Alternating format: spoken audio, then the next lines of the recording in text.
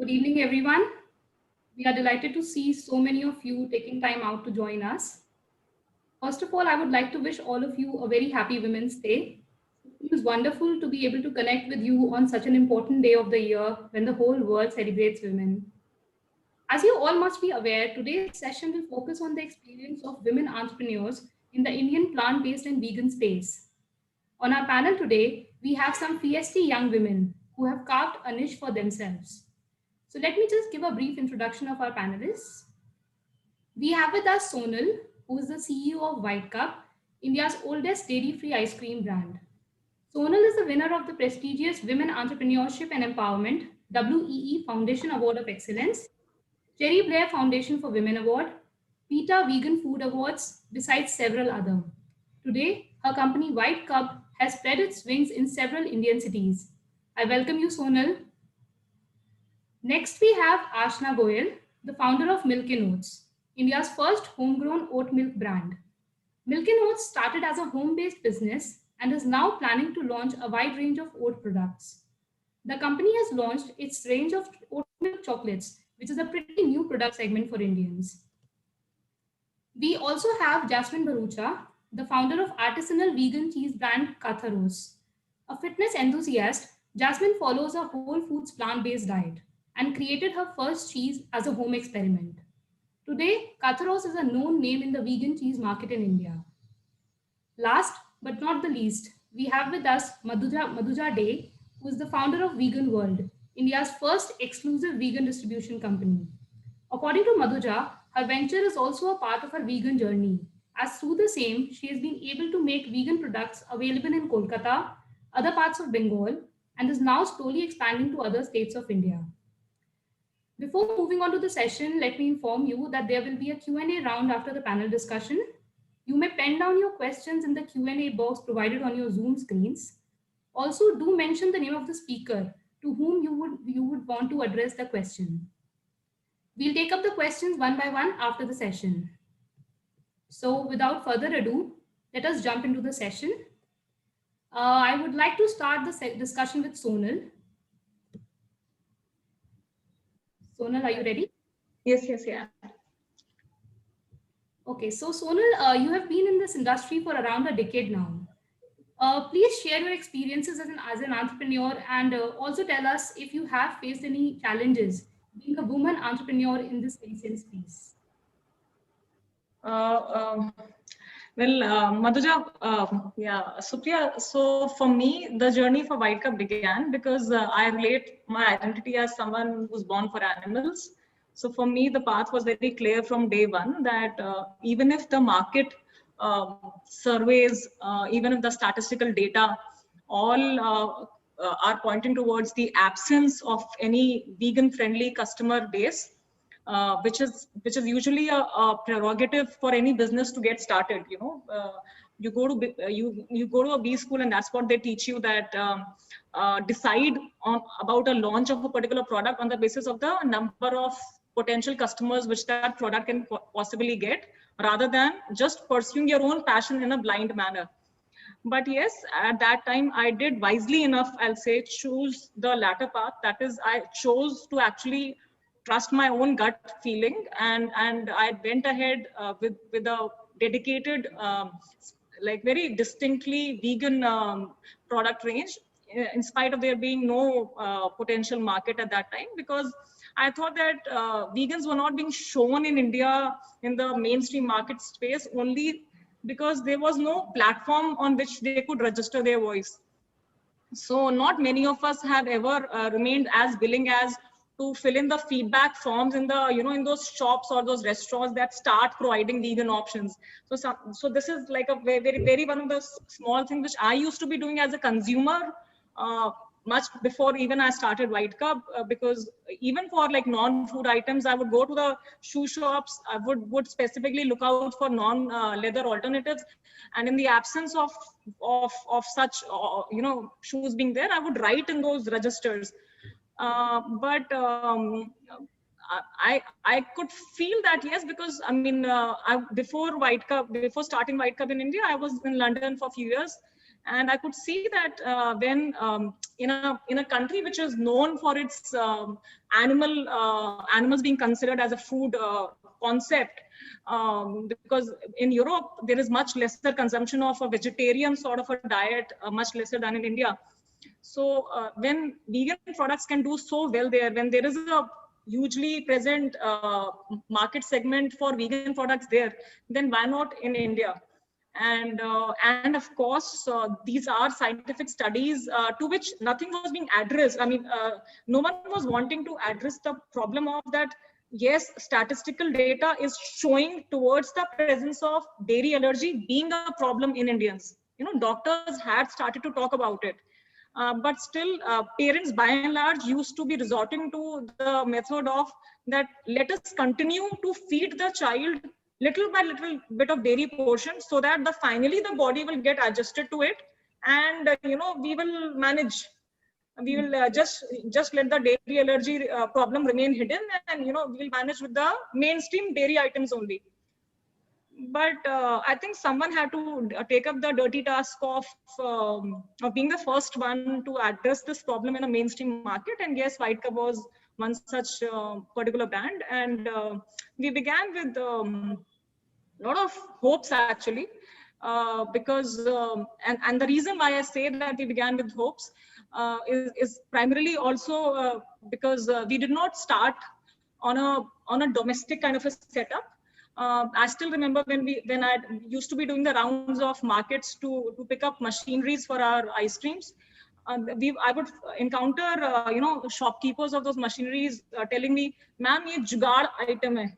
Ma'am, इससे आप ये जुगाड़ करके बना ले जाओगे. You will not need the mainstream all automatic kind of procedures and step by step. Ma'am, ये हो जाएगा. Ma'am, पतीला रखोगे गैस वो चूल्हे पे वो सब." So I said, no, nothing doing. We have to address veganism as properly channelized as the non-vegan section is, so that we can smartly enough attract the non-vegan market segment towards us, rather than being seen as, they are doing it just on the sides.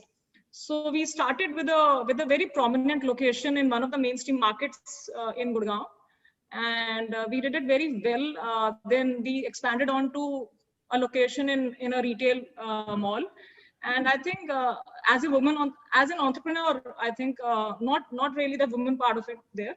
I took the wise decision of pivoting at that juncture, because India was, yes, I agree that we were way much ahead of time, and India was not yet, in agreement with the whole concept of vegan things on their face, I'll say. So when the retail chains started asking for our products, we thought it's best to pivot to the FMCG tabs, because the retail parlor had its own challenges, because the demand for a product used to be coming from different parts of India, while we were located in one or maximum two locations within Delhi NCR. So how to address, because there was no other vegan ice cream maker in the rest of the country at that time, at least not a dedicated vegan ice cream brand. So we decided to pivot on to stopping to address the parlor format for a few years before we began it, I think in 2016 or maybe 2017 with the first franchisee parlor. And that's how we pivoted when we had secured orders from retail chains. So that's the bottom line to kind of always keep in mind. Once you have got secured orders from your potential customers, I think that's the time you should really start investing in all your money and equipments into a particular thing. In present times, I mean, when I started, it was a different picture. I agree, but I think now times are much more encouraging for any vegan business. Thanks. Yes, very true. Things have changed drastically, actually. Yes. Ashna, now coming to you. My first question to you is, in India, dairy milk is branded to be healthy. It's like, compulsory to drink. If you don't drink dairy milk, then, people will think that you will become weak, especially for kids. And as mothers also, we have a lot of pressure. So, as a founder of a plant-based milk brand, what is your thought on this? And how do you plan to, break, just change this concept? Sure. So, like you rightly said, in India, actually, from a very young age, children are taught that milk is very good for your health. It will make you strong. It will make your bones strong. You will become taller and sharper than the other kids if you drink more milk, like have 2 glasses of milk every day. So that's the concept which is being taught to every children in India when they are very young. But in this, what happens is when a person crosses a certain age, like around 30 to 32 years, or maybe for some people very early also, they start developing lactose intolerance naturally. And because of which they have certain health issues like bloating, joint pains, heart diseases, some other various diseases as well. And people don't realize that some of these health issues are basically because they have like this lactose intolerance in them. So studies have shown that, like in India, around 60 to 65% people are lactose intolerant, and out of which 45% people don't even know, because there is no awareness about it. Like I have in my family only, I have heard people saying that I have having acidic issues because of drinking tea, but they don't realize the fact that it's not the tea which is causing the problem, it's that milk which is not being able to digest in your stomach because of lactose intolerance. So there is this gap of understanding and awareness between people. So here I'm not saying that milk is not healthy, but it's not doing that good to your body in long term, is what I prefer to say. Traditionally we have been taught, yes, milk is very healthy for you, but a lot of researches are being done every day on cow milk, and people are coming with proper facts and figures which is showing that cow milk is like very high on sodium, saturated fats, cholesterol. It doesn't have very healthy fats. So of course, where it doesn't help you to lose weight, also it adds on a lot of cholesterol to your body and unsaturated fats which you don't want to consume. So I think people really need to be aware about those facts and make a change in their lifestyle. That change is very much necessary for a healthy body and a healthy future. And it's okay to make a change. It's okay to evolve. I think you need to be aware about the facts, and it's not that anybody is calling cow milk a bad product. It's just that it doesn't do that good to your body. And where I also like now leave aside how milk does bad to a human body in long term, I think for the environment at least, it is extremely harmful. Cow milk is not at all sustainable, eco-friendly, and it has a very high carbon footprint also. So like cows contribute to approximately 14% of the greenhouse gas emissions, out of which 60% is methane emissions, which is very high. So the studies have shown that it is almost equal to how much methane emission is happening from the vehicles on the road. So we really need to shift to a lifestyle. We really need to shift to the products and the milk which is eco-friendly and has a low carbon footprint. So it's better for humans also and for the coming generations as well, is what I feel. This like people need to make a change in their lifestyle. Right. Very truly said, Ashna. Jasmine, I would like to, you also to take up this question because you also run a dairy-free cheese brand. So how do you like plan to make consumers more aware of this thing? Um, I basically come from a very health aspect towards things. I had a corporate job for around 15 to 17 years. But because I was so interested in health, I used to always read up. And back then, even before I was introduced to, before I even knew what the word vegan was, around 20 years back, I had figured out that there was a lot of hormones, etc., being pumped into a cow's body. Back then, I remember had drinking the milk. I was in the US then, and I'd come back to India all roly poly, but I didn't put the correlation. Then I was young, around 25 years old, that I put on weight because of all the hormones and the milk and the curd that I've had there. But over a period of time, with my reading, I kind of figured that out. But then I thought that organic milk was okay to have, and that's not pumped with hormones. So it took a lot of R&D and research to figure out that no, even if it's organic, it's not really good for your health.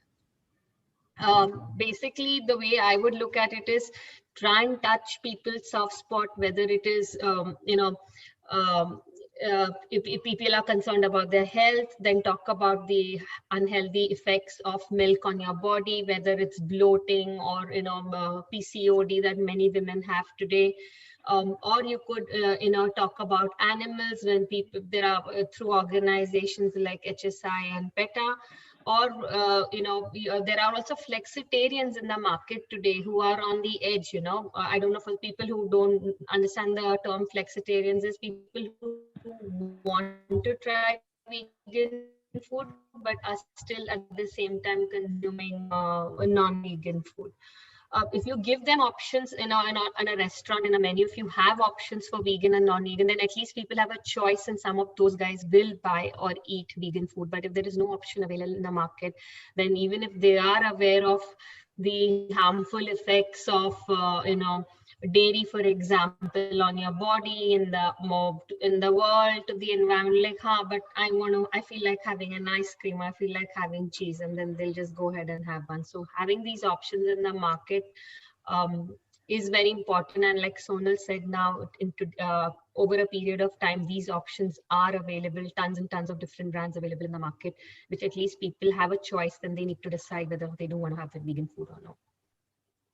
Yes, definitely. There should be more choice for consumers. Only then veganism is going to grow in India. That is what we all believe in. Madhuja, I'm coming to you. Hi. Through Vegan World, you are reaching out to retailers and restaurants, even in smaller towns in India. Do you think there's a large untapped market in these cities? Because you are targeting these cities, even in very remote areas, eastern states. So, what is your say on this? Okay. So hi everyone. Hi all the viewers. Thank you so much for joining in. So Vegan World is I think among all the other businesses one of the newest one, and we just completed 1 year of our operation and launch. Beginning this month. So back in 2019, even before that, when I was transitioning into a vegan, and I realized, coming from a hotel and hospitality background, and also I'm extremely fond of traveling and food and cooking, I realized that this part of the country has the least amount of non-dairy options available. Be it milk to butter to ice cream to for meat, anything for that matter. And that's when I realized that, many of the other panelists said, that unless you make it available, people will never get to have a chance of even picking up and trying it, right? And if you don't try it, you don't know what it is. So since 2019, I started this groundwork of looking into the market and realizing that what exactly is available in this segment. And I realized that, in fact, nothing except for a couple of, soy milk, maybe. And that's when I started getting in touch with most of the brands that are manufacturing products in India. And I said that I have to get them to Kolkata. And trust me, a year back, when we launched the first ice cream, the vegan ice cream in Kolkata, made it available. We launched the first cheese and made it available on the shelves. I can't tell you how many vegans literally called us up and said that you made us have ice cream other than the homemade ones after so many years of being vegan. We only had it maybe last time we went to a vegan fest or something. We went to Bombay or Delhi. Nothing was there in Kolkata. And yes, so now I can say at least Kolkata is becoming vegan friendly. There are so many cafes and restaurants and cloud kitchens are there. Mainstream cafes and food outlets are giving it a thought to add the vegan options. I mean, vegan options were there, but what they used to do, they used to remove the cheese and serve the salad. So that's the vegan option. So that's not really the vegan option, right? That we vegans look for. Then going to the category B cities or the suburbs, we have started sending products to outside Calcutta, into the districts. And so proudly, I can say that there are, places where there are vegan products being, served and retailed. So yes, there is a huge untapped market. And I can also tell you it is untapped, but it's not going to change overnight because it's a matter of habit. Only with slow and constant availability of product, people will start using it, and it will become a habit one day for sure. Because if we go back to our, these days, I don't think any of us grew up eating sausages. I mean, the non-vegetarian sausages, or most of the junk food that we are used to right now, like pizzas and all. As a very little child, we didn't get all that so much. But it's a matter of availability that made us hooked onto it, right?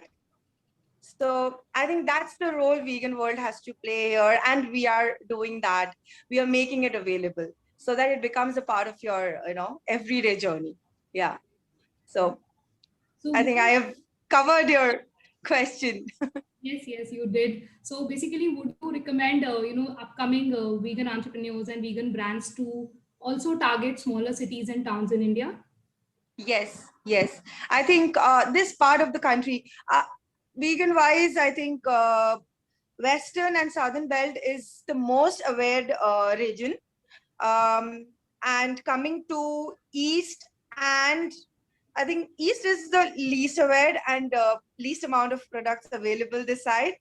And I think most of the ladies out here, I work with them very closely, and we are making it available. So yes, there is a huge untapped market out there, and we just need more force to be out there, more resources to be out there, and get the things done. Yeah. Okay, awesome, Madhuja. Sonal, I would like to ask another question from you. These recent FSSAI regulations on ice creams, dairy ice creams, frozen desserts, and all. So, how did you deal with the new kind of labeling requirements that the FSSAI prescribed? And do you think it is unfair for plant-based ice cream manufacturers? And what should be done by the government to create a level playing field in this segment? These are rather delicate matters, Supriya. So unlike the popular perception, some of the now widely talked about regulations, I'll say, which is not yet made into a regulation as of now, it's still a guideline. So these were actually existing earlier as well. But why they are getting popularity in these present times is because now the vegan friendly organizations and not-for-profits have come into existence, and they have started advocacy around the existence of such unfair looking guidelines. So by and large, I think we must play fair on this territory and try to look into the possible reasons why they were placed at the first instance. Because the first time when these kind of so-called regulations came into existence, there was no vegan business which could have been victimized. It was more to do with the keeping away of the spurious, the corrupt kind of those kind of food manufacturers who would go into adulterated stuffs, deliberate production, and inferior quality products. If we remember those earlier childhood days of ours, I mean, maybe Madhuja can recall to such instances. Where we would read in the newspapers that how so-called Desi Ghee production unit has been, raided upon by the police, where, hydrogenated vegetable ghee or or even lard. Lard is animal skin fat. So that was being mixed into the so-called Desi Ghee, which is of course illegal. So to check these kind of activities, or maybe say, for example, if you put a lot of emulsifier kind of an ingredient into, say, water based product, and perhaps maybe you put in a lot of some more adulterant, which makes that water look like milk finally, and you start selling it as milk. So to prevent such malpractices, actually these guidelines were put into regulation. At the same time, world over also, the new economics involving people like us was coming in. And yes, there was a commotion already in the countries around us, around the unfair looking labeling laws of those respective countries. I think, Supriya, by and large, no government of any country will actually go about pouncing upon any particular one individual or organization if by and large what the work which we are doing is fair and is good and is for the good of the people. If we take a rational approach on this very tricky and a very delicate matter, I think it's not a rocket science to actually deal with it in a wise manner. And the way we have been dealing with it is that, yes, I have been curbing my emotions on it, and I've been trying my level best not to let my activist side surface onto it. I do suffer from the problem of too much of a high temper if I lose it. And which is not a very cool thing for an entrepreneur to have. But yes, गुस्सा तो आता है, but हमें वो perspective समझना होगा. That is very, very important. So I can actually explain it better with a practical input of how we have dealt with this situation. When I began White Cub, I began because my background is that of a vegan activist, and while doing my rounds of vegan activism, we would come across many people who would tell us that yes, we are willing to give up milk and its products, but provided we are given options to get hooked on to something else. That is the reason why initially I started White Cub at all. So with that, what do you say, with that activist mindset, I was very, very keen to actually write ice cream with as much as bold letters possible. But then because I was already living in London earlier, and there all the vegan ice creams used to be having the labeling as frozen dessert. So when we first started our ice cream parlor in 2013, we had written on the big board outside our shop, frozen dessert, White Cub frozen dessert. And but the downfall, the limitation of that experience was that people used to come into the ice cream parlor, would open the door and say, Acha, okay, this is an FD.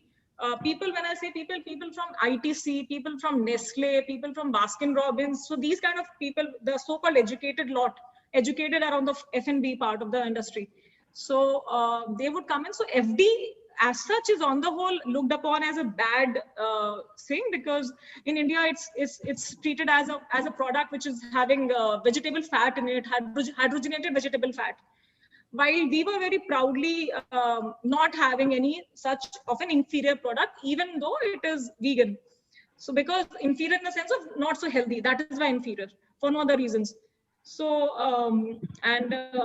so at that time I decided to pivot to dairy-free ice cream. So when we launched our ice cream tubs, because I hadn't had a good experience with writing frozen dessert, I took it upon myself that let me go ahead and finally let my activist side be with me in my full force, and let me write dairy-free ice cream on our website, on our labels, on our label tubs. So we began writing dairy-free ice cream, keeping this in the back of my mind that even if some law enforcement agency comes by and pulls us up, ki ice cream kyun likha hai, isme milk nahi hai. So we'll be all gung-ho and we'll fight back and we'll do this and we'll do that, and we'll tell, because as an activist I always feel that why can't a vegan have the basic fundamental right to actually call kheer as kheer, even though that kheer is no more having the dairy milk but is having coconut milk, And plus, of course, the logic that coconut milk as a word has been in Indian terminology and across the world since many, many years ago. And I mean, why to say deprive the vegan children of today's generation, not use the terms which are being used by their other relatives who may be non-vegans, because food is always a source of comfort as well. And so the words around the food experiences should also be comfortable ones. So so I thought कि ठीक है यार dairy free ice cream ही लिखेंगे, अब तो देखते हैं क्या होगा. So अभी बस फिर वही सब चल रहा है. So we do write a dairy free ice cream on our tubs, though the last change of labelings which we have had, Supriya, we have resorted to neither writing dairy free ice cream nor writing frozen dessert on it. Why? Because when you start doing a business, there is one part. So I'm giving extremely practical inputs right now.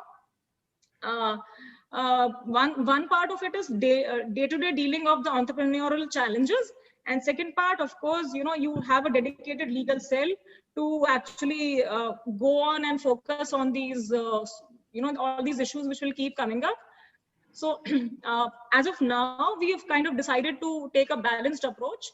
So neither writing ice cream on it and nor writing frozen dessert on our labels as of now, writing dairy free bada bada karke and ice cream ki pictures. So I doubt if taking a very hard stand on issues like this actually really helps the purpose, and I doubt if it can actually demotivate the vegan customers from buying our products. It's just a matter of some smart labeling around it, and doing the right kind of marketing and the right kind of spreading the word around it. And there is no harm in following the law. That's what I personally feel. Unless we are big enough as a community and we have people out there in the law enforcement agencies who can, yes, represent us in the right spirit and take up our matters. And yes, we are a proud signatory in the whole FSSAI application, which we have all forwarded, many of us here, I think. But as of now, I'm totally okay with following the law of the land, because I do not think that following the law of the land can limit us from reaching our potential customers. So no law can actually be above the values of ahimsa, the values of non-violence, the values of vegan ethos, and finally it's the values which will win. Absolutely right, Sonal. Very good points, actually. Thank you so much. Ashna, I would like to ask you something regarding investment in the Indian plant-based segment. Do you think, is it enough right now? Do you think we are attracting investors' attention from Indian investors as well as from those around the world? Do you think we need more investment in this sector? Sure. So I feel that in India currently the investor community is quite very well aware about the plant-based segment and how it's going to increase in the coming years, its potential, how the consumers are perceiving the plant-based segment. So they are quite very well aware about it, and this is purely from my experience also. I think I'm in this industry since only a very less time only as compared to the other ladies out here. So even in this less time, there have been a lot of investors whom I have reached out to or whom they have reached out to me, and there is no challenge which I see where they are not able to understand the vegan concept, or they're not able to understand the vegan potential in the coming years and the potential of the products that we have. They are absolutely able to relate with it and are in completely sync with us and the idea as well. So investment flow in this segment is there from the investor side. Of course, the amount which people put in this segment might be very less as compared to the other segments like tech-based solutions, food tech solutions, e-com solutions is something which people are, of course, investing in more. So here I would just feel that like more investors are getting aware about the product, and they need to also invest in this product area, and not only tech-based solutions, because tech-based solutions make people lazy, but the vegan products give a healthy lifestyle to people and a healthy environment. So, but overall, the investment community is very much aware about the vegan segment in India, and they're seeing the future of this segment in India. Right. Thank you, Ashna. Jasmine, I would like to address the same question to you as well. I would like your views on the same. So I was recently part of the HSI cohort, which is the Human Society Entrepreneurship Program, the first cohort. And my experience has been that investors are very interested in investing in vegan businesses.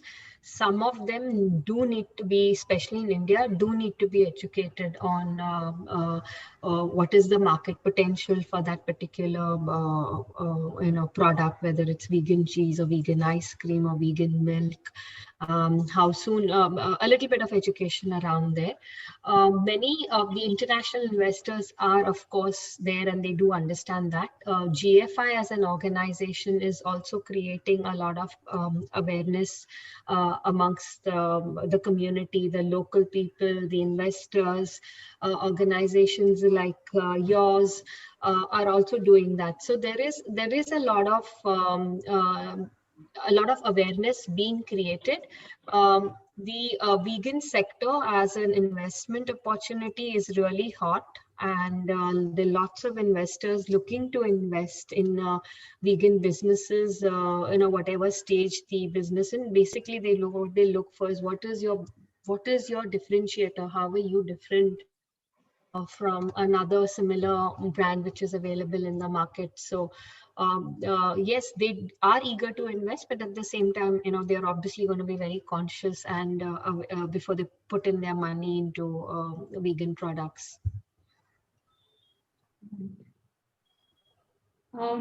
Madhuja, coming to you, I would like to ask you, since you are in touch with so many brands, you must have heard their views on several things.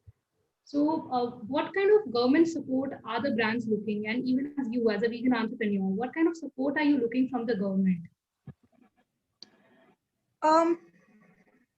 See, we are an aggregator, right? I mean, we fall in the supply chain where distributor basically aggregates the regional or the particular market business. We totally look up to the brand who are manufacturing the goods.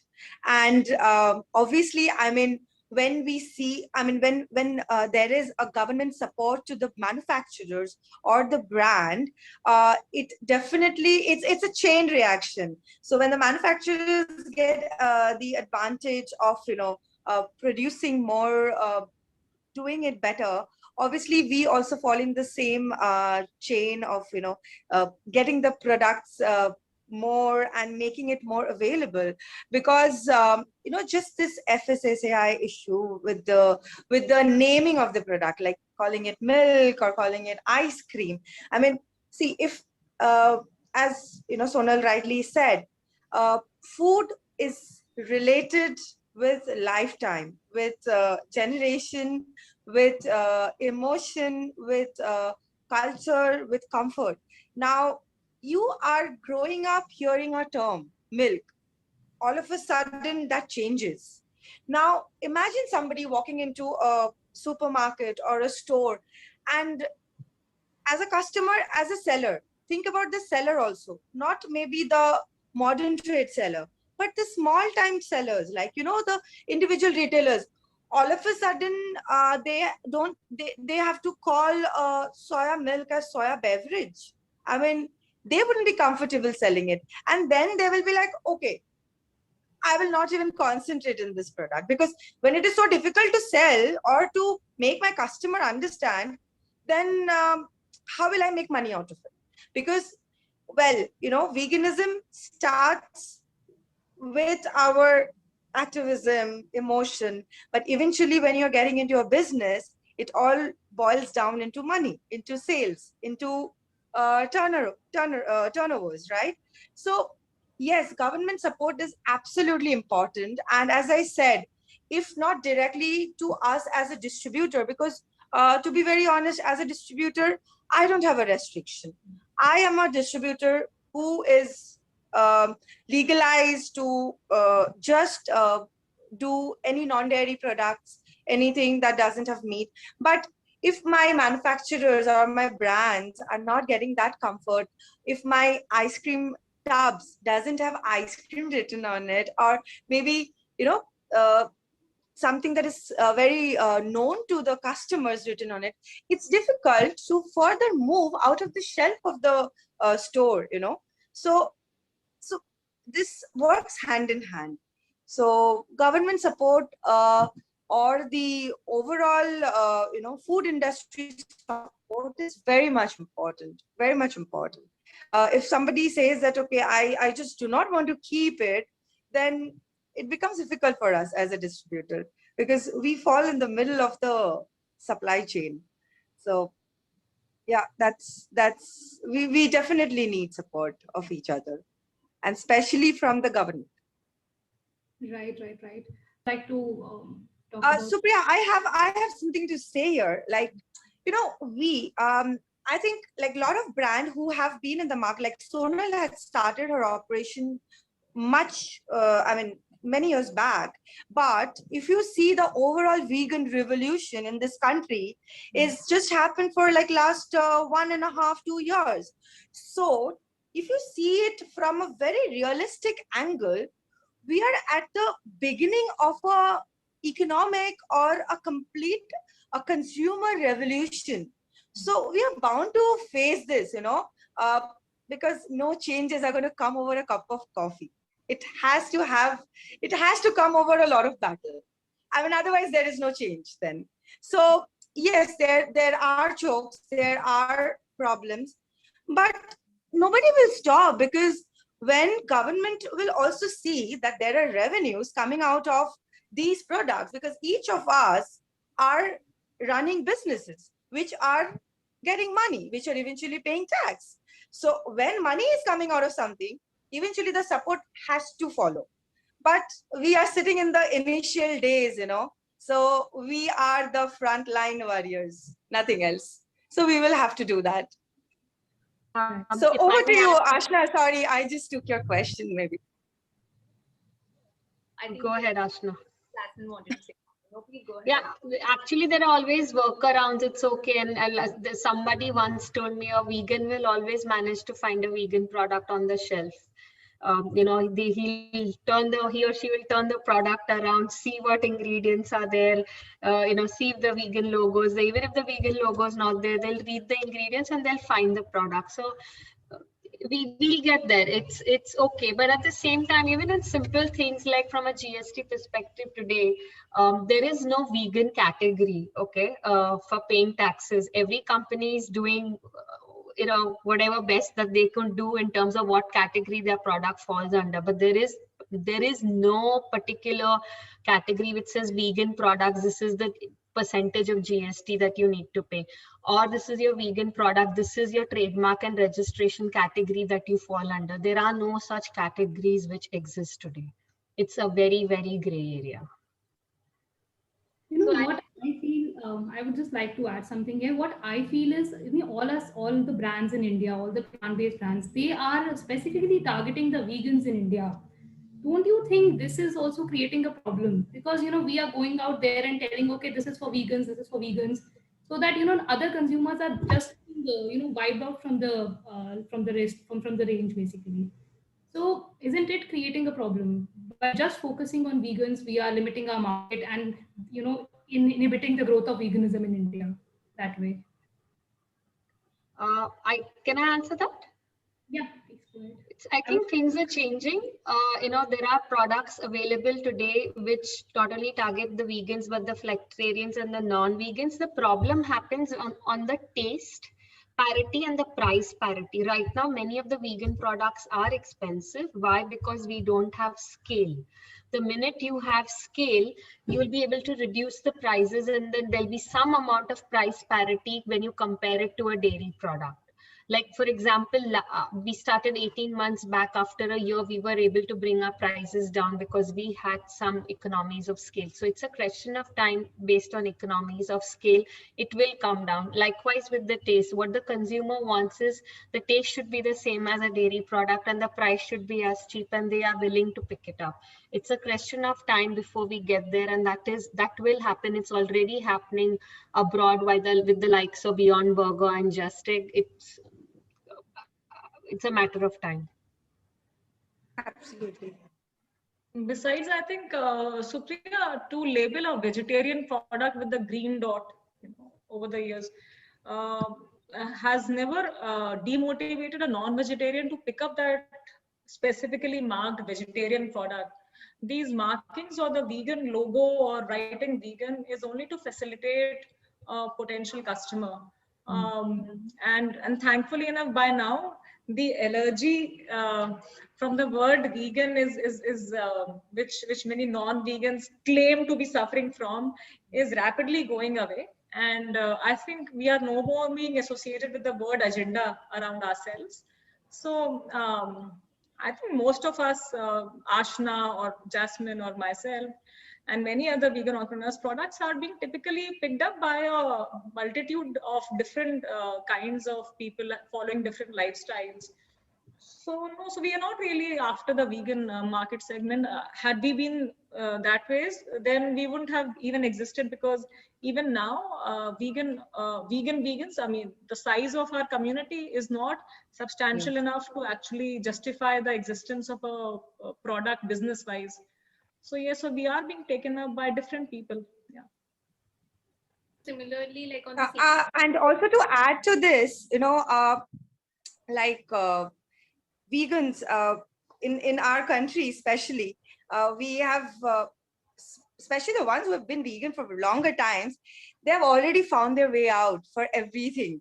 So trust me, vegans are not dependent on the packaged food, or they're almost making everything by themselves. But obviously, I mean, it's a matter of convenience when you find it available. But I would say that even in Kolkata and the other places in Bengal where we are supplying to, we have a lot more of non-vegan consumers, flexitarian, vegetarians, and dairy intolerant people who are trying out the products, and so yeah, it's actually beyond the just the vegan community.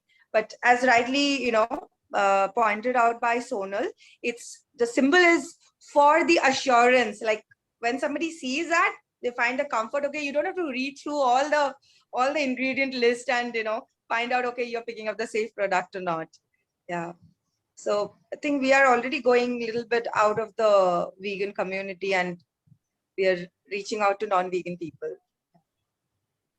Right. Yeah, so I think that like with our products also, we are not just limiting to the vegan community. We actually want to reach out to various people, like to almost every Indian kitchen. Is that what was our motive was? So where we were talking about the support from the government, we also feel that that calling a milk support is very important in that sense, because as soon as you call it a beverage or a drink, the entire perception of the Indian consumers actually change. For them, a milk is a necessity, whereas when it comes to a beverage or a drink, it is not a necessity. It is either a luxury product which has preservatives. Maybe it's not a natural product, at least for them. So that milk support and calling it a milk support and these kinds of supports from the government bodies is actually we are looking forward to. And I think as Madhuja also said and Jasmine also said that like things will change over a period of time, and the government will also see that we are like companies are making money out of it, which is eventually going to the government as well. So it's not only just the companies making the money, it's government also making the money with that sector. So where today in India, the dairy is the dominating sector, and we are extremely small in front of them, to be very honest. So that is why that sector is dominating also, and we don't have that potential data also to show to them. But I think in the coming years when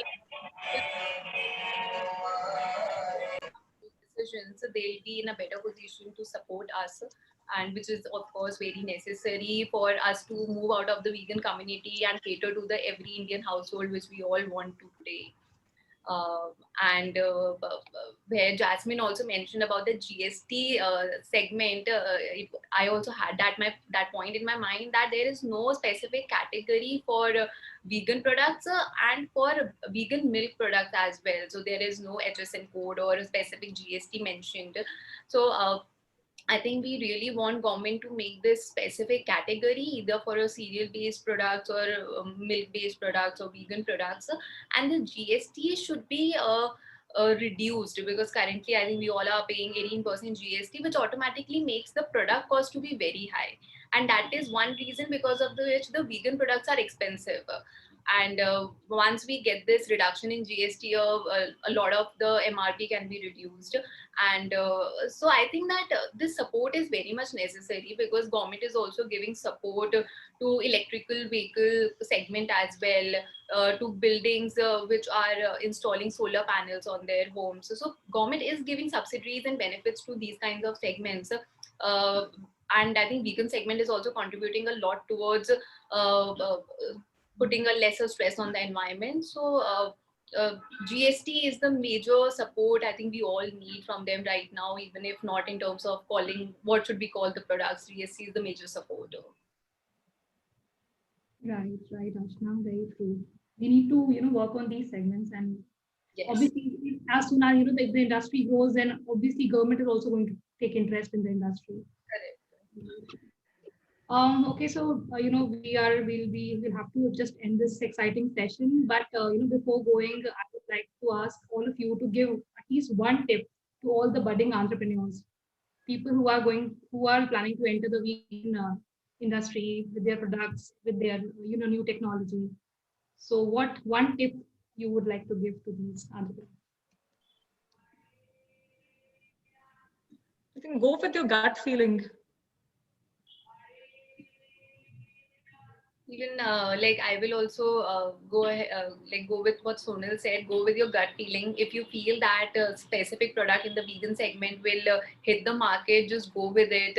Maybe initially people won't believe in your product, or they won't find it fit for the market, but just go ahead with it, because the market is getting created. It's not like saturated or completed right now. It's just at a very beginning stage. I would say go with what you're passionate about. Do it because you're passionate about it. It's a lot of hard work. There's no money involved in the early years. It takes a while. So it's just about being passionate and a lot of hard work. So from our side, I would say, so we started this business completely out of passion, and we wanted to make veganism available, into every household kitchen, into every retail stores. So yes, go with your gut feeling, go with the passion, and trust me, we are in the beginning era of revolutionary business. That's the future for all of us. And India being the marketplace for the globe, I mean, with 1.3 billion people, we are the marketplace for every country, right? I mean, every country eventually sends their product to us. So why can't our own people sell their product into our country, right? We have huge opportunity. Cities are not the end. I mean, we actually have to enter the suburbs, the tier 2 cities, the tier 3 cities, because there are a lot of vegans, a lot of people out there who are looking for, products, who are looking for various other things, be it vegan leather, to vegan cosmetics, to vegan food. So there is a huge market, untapped market that you correctly, mentioned. So there is opportunity for everyone right now. I think that's the right place to be. Yeah. Obviously, we need to shatter the myth that veganism is something that belongs only to elites and to people living in metros. Should reach to every nook and corner of the country. Yes.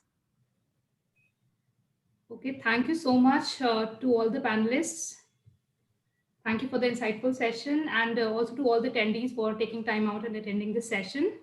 We'll be putting the recording. If you have missed or if you had to leave, then we'll put the recording on all our social media channels, so you can just watch it there and do share it with your friends and colleagues.